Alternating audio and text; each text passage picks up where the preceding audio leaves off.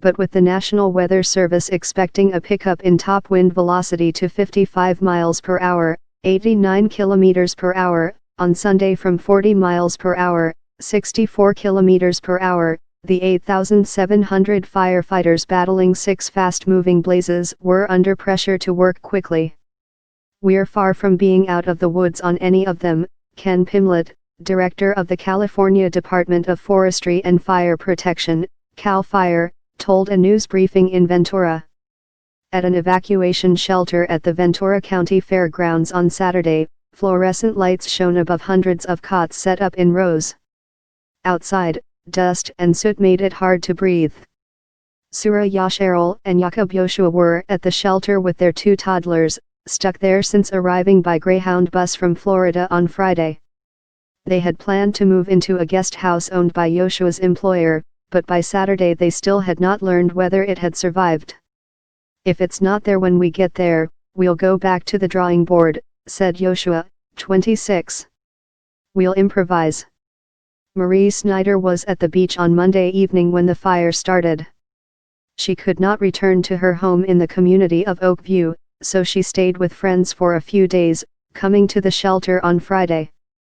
"We were down at the beach and all of a sudden it got really windy and then it got really warm," she said. "And then I saw the moon was red."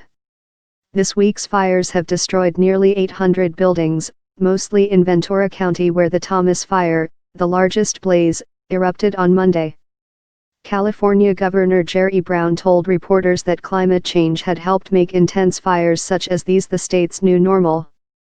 The fires threatened Californians from Santa Barbara County down the Pacific coast to Mexico. They have claimed at least 1 human casualty. Virginia Pesola, 70, died in a Wednesday car accident along an evacuation route from the Thomas Fire. The cause of death is blunt force injuries with terminal smoke inhalation and thermal injuries, Ventura County Medical Examiner Christopher Young said in a statement on Friday. Brown issued emergency proclamations this week for Santa Barbara, San Diego, Los Angeles, and Ventura counties. President Donald Trump issued a federal proclamation that enables agencies to coordinate relief efforts. The fires have threatened property worth billions of dollars, just weeks after October wildfires in Northern California resulted in insured losses of more than $9 billion. Those fires, concentrated in wine country, killed 43 people.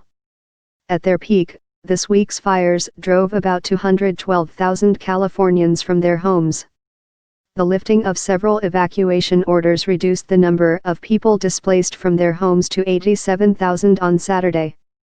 Visibility improved in Ventura early on Saturday, with blue skies returning as strong winds blew smoke out to sea.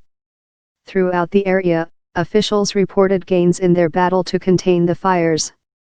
The Thomas Fire was 15% contained and the Skirball Fire in Los Angeles was 75% contained, while the Creek and Rye fires in Los Angeles County were 80% and 65% contained, officials said.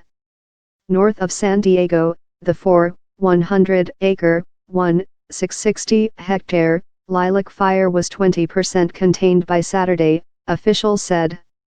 Fallbrook, known for its avocado orchards, burned, and homes were destroyed in its Rancho Monserrate Country Club retirement community.